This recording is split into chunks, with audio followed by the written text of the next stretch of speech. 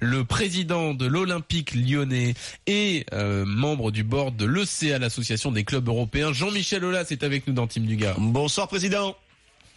Bonsoir Dugas. Bonsoir président. Merci d'être là président. Vous étiez là pour la première de Team Dugas la saison dernière et vous êtes le premier invité également pour cette nouvelle saison. Donc merci beaucoup d'être présent à nouveau. On va rester dans l'actualité, c'est-à-dire le match hier soir du Paris Saint-Germain. Vous l'avez regardé, oui. Président? Oui, je me suis régalé. C'était vraiment magnifique et on découvre un nouveau Neymar. Donc c'est vraiment réjouissant pour le spectacle et je pense que c'est pas incompatible avec toutes les prises de position. Dire que c'est vraiment un grand joueur et que ça a transformé le Paris Saint-Germain. Vous qui avez vu d'immenses joueurs, que ce soit à Lyon ou tout au long de votre carrière de dirigeant, vous le classez où ce joueur-là? Alors vous le connaissiez bien évidemment, on le connaissait tous bien avant qu'il soit au Paris Saint-Germain, mais vous pensez que ça peut être un des meilleurs joueurs qui ait joué en Ligue 1? En tout cas, je sais pas si ce sera le meilleur joueur, mais ça démarre sur des bases très très élevées. Bon, je mets un tout petit bémol parce que j'étais évidemment au Brésil pour la dernière Coupe du Monde. Et c'est vrai qu'on a vu que les Brésiliens, et pas uniquement Neymar, pouvaient avoir des faiblesses ou physiques ou psychologiques. Donc voilà, mais sur ce qu'il a démontré pour le début ici à Paris, sur une euphorie qui est portée par l'hypermédiatisation que sous-tend cette arrivée, c'est magnifique et c'est très bien sur cette dimension-là. Alors on vous a beaucoup entendu, vous avez parlé de vos prises de position, on vous a entendu vous exprimer sur ce transfert record, et vous avez dit, Jean-Michel Aulas, s'il y aura une réaction des clubs européens, le football ne doit pas se résumer à une opposition fratricide entre Abu Dhabi et le Qatar d'un côté. Ça veut dire que l'UEFA sera très attentive au montage financier et à ce genre de dépenses. Oui, alors tout d'abord, ce que je veux dire, c'est que les deux positions sont pas incompatibles. Bon, j'ai entendu l'un de vos auditeurs tout à l'heure qui s'étonnait qu'on puisse s'esbaudir de l'arrivée d'un côté de Neymar et puis de l'autre côté de tenir des propos de dirigeants qui voient un plus long terme. Non, c'est tout à fait compatible. Je pense qu'il faut effectivement applaudir à l'arrivée de Neymar, dire d'ailleurs que les retombées ne sont pas aussi importantes qu'on l'imagine, parce que par exemple pour les droits de télé, les valeurs sont jouées pour les 4 années qui viennent, et donc on est dans un dispositif qui malheureusement ne va pas influencer. Je pense que les seuls qui peuvent influencer les choses, ce sont éventuellement beIN, et on sait qu'il y a une relation directe entre beIN et le Paris Saint-Germain, donc on pourrait imaginer qu'il y ait de ce côté-là une possibilité de redistribution sur un certain nombre d'autres clubs français, et donc il y a effectivement une interrogation. On a eu plusieurs réunions au sein de l'ECA. Je dirige moi-même la task force sur le Financial Fair Play, qui était cher à Michel Platini. Michel Platini est plus là, mais l'UEFA s'interroge comment faire évoluer le Financial Fair Play. On est dans une équation qui est un peu complexe, parce que les sommes, même si elles ne font pas sursauter les grands spécialistes, sont tellement surdimensionnées par rapport aux moyens des autres. C'est pas la valeur absolue qui fait que on puisse s'interroger, c'est la valeur relative par rapport à une compétition où seuls les meilleurs reçoivent les revenus de la solidarité. C'est-à-dire que quand on participe à la Champions League, on perçoit en fait des revenus qui sont des revenus issus de toutes les chaînes de télévision sur le plan européen, de toutes les équipes qui y participent, et donc on est tributaire de ces équipes-là. Donc, Président, est-ce que je peux me permettre de c'est Franck Leboeuf. Excusez-moi de vous couper. Si on s'offusque de la somme payée par le Paris Saint-Germain, pourquoi on s'offusque pas quand la clause est placée sur le transfert de Neymar, de placer à 222 millions d'euros, alors qu'aucun club ne pourrait le faire sur le financial. Je vais vous expliquer, parce que personne n'a vu la différence entre un transfert qui est une valeur qui est convenue entre les clubs et qui permet effectivement, sur le plan d'une transaction, de pouvoir se mettre d'accord. Là, on n'est pas dans ce cas-là.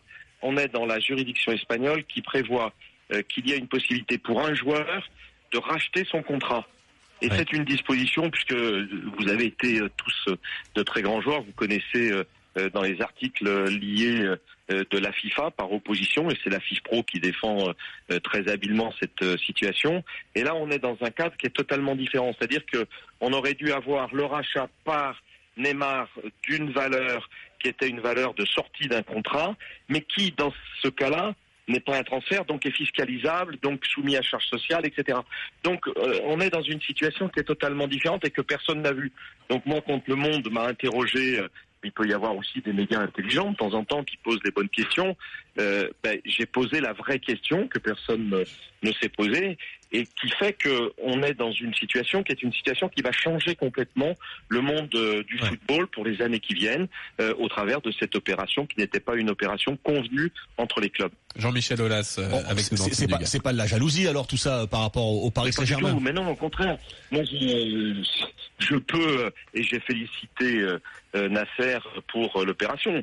C'est formidable parce que il vaut mieux que Neymar joue en France que Neymar joue en Espagne, évidemment. Maintenant, après, si je suis dirigeant du football européen et que je me place dans 5 ans, je me dis, est-ce que d'autres États que celui des Émirats Arabes Unis, c'est pour ça que j'ai cité Manchester City, ou le Qatar, peuvent rentrer dans une compétition qui est une compétition qui est surnaturelle, parce que personne d'autre ne pourra suivre. Et vous voyez, par exemple, quand vous évoquiez tout à l'heure l'arrivée d'Mbappé, vous avez vu le match comme moi hier, est-ce que il est utile? Ah non, c'est pas, ça sera pas un choix sportif si Mbappé vient au Paris Saint-Germain. Ça sera plus un transfert d'opportunité, j'ai l'impression, parce que s'ils le font pas cette année, ils auront peut-être du mal à le faire la saison prochaine. Vous pensez-vous que ce serait inutile? À l'évolution économique de ce qu'est le football, qui est une chose absolument magique pour les supporters, mais qui est une chose aussi qui est indispensable sur le plan des investisseurs, parce que si vous n'avez plus d'équilibre sur le plan des investisseurs, à terme, vous risquez de ne plus avoir ce football formidable tel qu'on l'a vu hier avec le Paris Saint-Germain. Mais oui, mais on peut pas d'un côté demander à beIN qu'il fasse monter les droits télé, par exemple. On sait que le modèle économique, par exemple, de beIN n'a jamais fonctionné. Pourtant, c'est un État derrière, et ça, vous en êtes jamais plein, parce que ça permet justement de créer une surenchère. Excusez-moi, Dugas, mais vous dites des choses qui ne sont pas exactes. beIN aurait dû monter sur l'appel d'offres de Canal il y a 2 ans. Vous savez très bien comme moi qu'il n'y est pas parvenu. On devait monter à plus d'1,5 milliard, ce qui aurait permis de faire en sorte que le football français soit... Ça aurait été bien pour le foot, mais économiquement, c'était pas viable non plus, parce qu'ils n'ont pas de rentrée d'argent. Ça n'a pas été fait. Ça n'a pas été fait. Et donc le choix qui a été fait est de privilégier uniquement le Paris Saint-Germain par rapport à une équation qui est une équation de l'ensemble du football français. Et c'est ce qu'éventuellement je fais remarquer. Mais bon, ceci étant, ce n'est ni mon argent, ni mes choix stratégiques. On m'interroge. Je vous donne une position qui est une position qui, quelquefois, un peu vécue et aussi un peu anticiper les événements.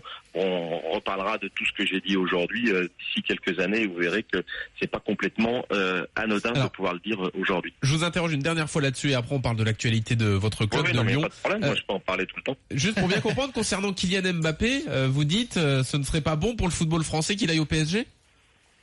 Non, je dis pas ça. Je dis simplement qu'on rentre dans une surenchère de biceps qui n'est peut-être pas utile. Est-ce que ça va améliorer la performance du Paris Saint-Germain que Kylian Mbappé aille à Paris demain? Mais c'est pas votre rôle de décider ça. Je comprends pas.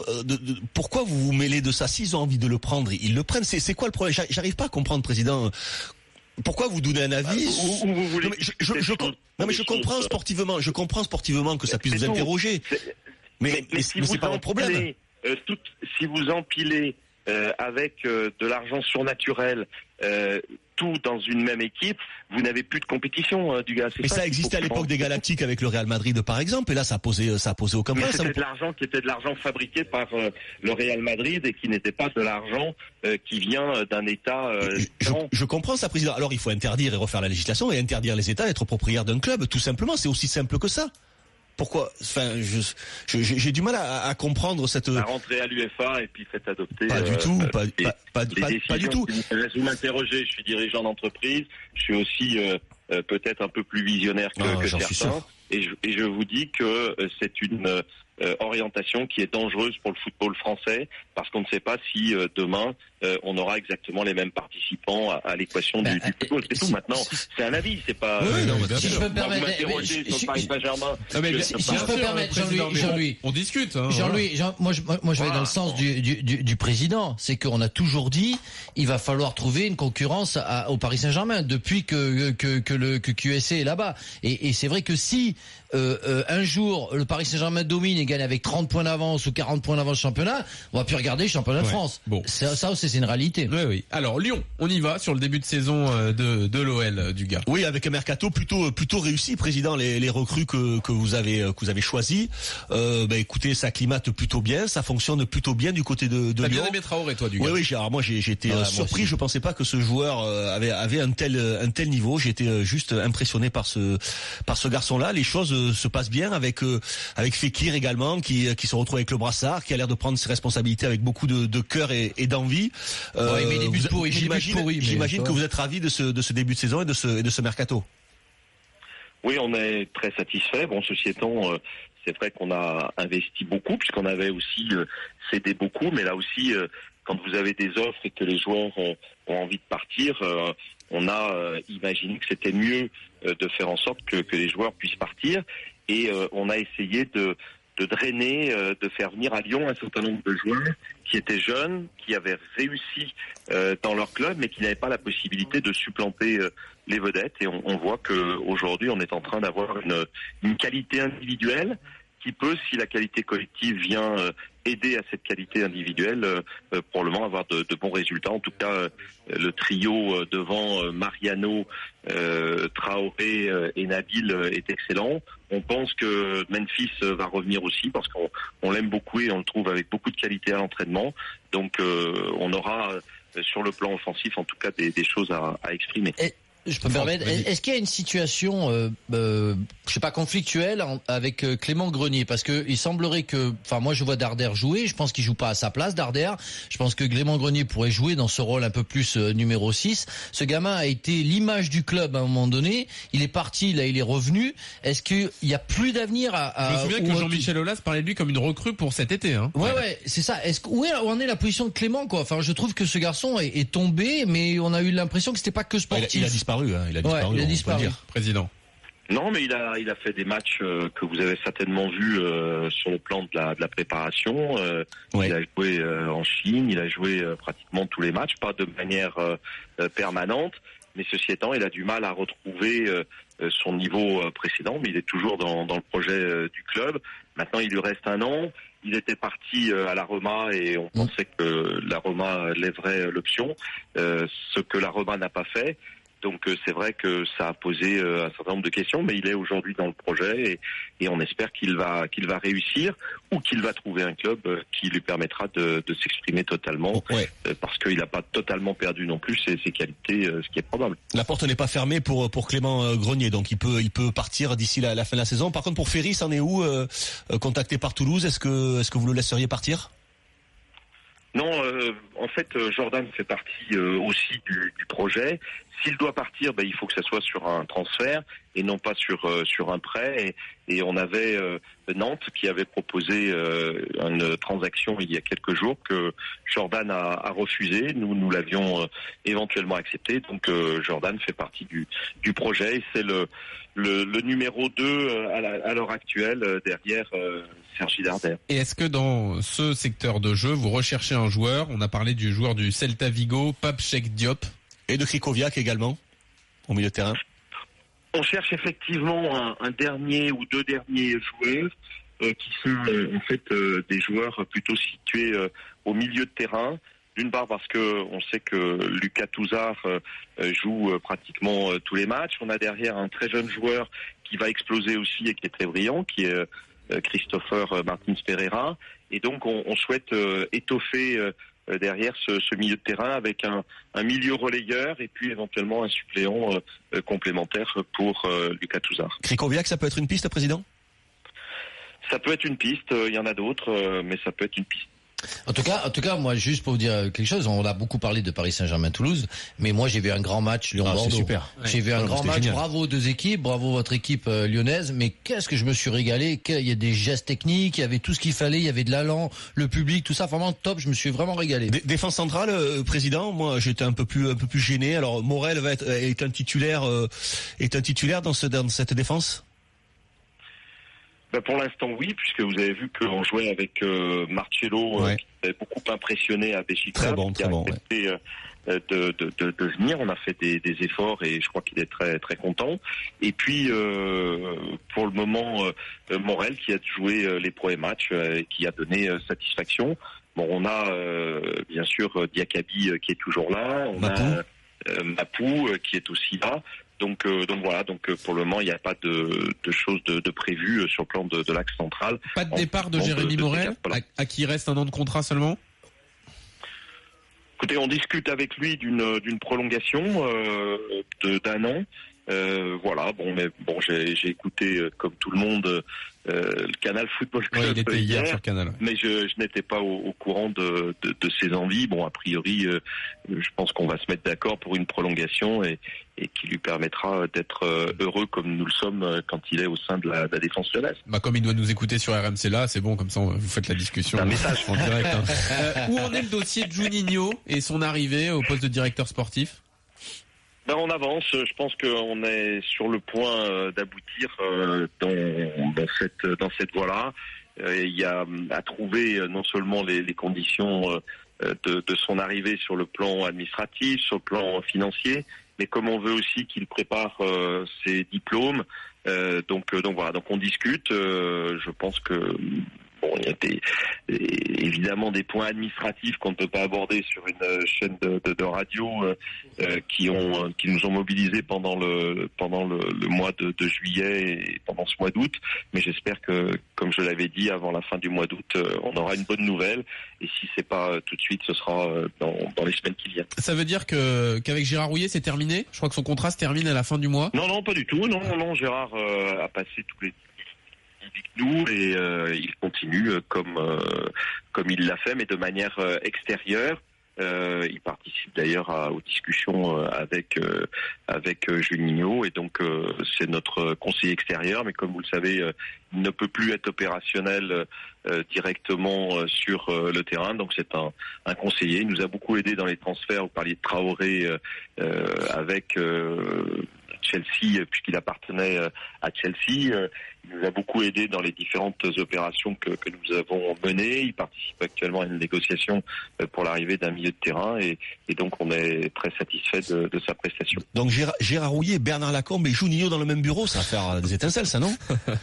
Non, Bernard Lacombe n'est pas du tout dans le même bureau. Bernard Lacombe fait partie de l'équipe des anciens, avec, je dirais, toute son histoire, toute sa faconde, mais n'a pas de rôle opérationnel sur le plan du recrutement. Il est mon conseiller par rapport à ce qui a été évoqué avant, mais il n'y a pas de rôle opérationnel vis-à-vis de Bruno, comme le fait directement Gérard Rouillet. Merci beaucoup, Président. C'était un plaisir de vous recevoir. Mais c'était un plaisir de partager, mais je veux bien continuer de discuter des modèles économiques qui permettront au football de se développer et vous dire des choses qui quelquefois sont pas faciles à entendre quand on a été joueur, mais qui sont la réalité de demain. Non, mais c'est très intéressant. Non, mais c'est très intéressant. C'est vrai que votre point de vue est intéressant. Après, chacun va pouvoir y penser, y réfléchir. Mais c'est vrai qu'il y a des choses qui se passent dans le football. On peut pas laisser tout faire, voilà, et n'importe quoi, bien évidemment. Moi, j'ai une idée. La prochaine fois que vous êtes à Paris, vous venez en studio, comme ça, vous nous expliquez calmement, face à face, ça se passe très bien. Ouais. Après, vous enchaînez avec l'after, comme vous vous entendez bien avec Daniel Riolo. Là, j'ai vu ça sur Twitter. Et puis voilà, c'est parfait. Non? Qu'est-ce que vous en pensez? Non, il n'y a aucun problème, bien sûr, volontiers, avec beaucoup de plaisir. Non, mais je pense que c'est important de comprendre que on est dans un mode d'économie. On parle beaucoup de disruption, c'est-à-dire sur le modèle économique, industriel et de services. Et là, le football est en train d'en vivre un. Et il ne faut pas qu'au travers je dirais d'un transfert de toutes les richesses d'un seul côté, on se mette en difficulté pour l'avenir. Donc c'est uniquement ça.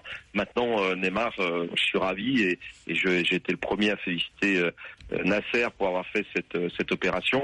Après, vous savez, quand vous avez un joueur qui a 30 millions net de salaire par an, ça veut dire probablement fiscalement et socialement 80 millions de bruts. Ce sont des sommes qui peuvent aussi poser problème par rapport à tous les joueurs et l'inflation salariale de tous les autres clubs. Du gars, ça lui parle ces montants-là. Nous, j'avoue que c'est un peu plus compliqué. Nous, on comprend pas trop. Merci Jean-Michel Aulas. C'est beaucoup, Merci, au revoir. À bientôt Jean-Michel Aulas, président de Lyon. Avec plaisir pour en reparler très détendu et sans aucune acrimonie, avec beaucoup de plaisir que je le fais. Il y a aucun problème. Merci, président. Merci.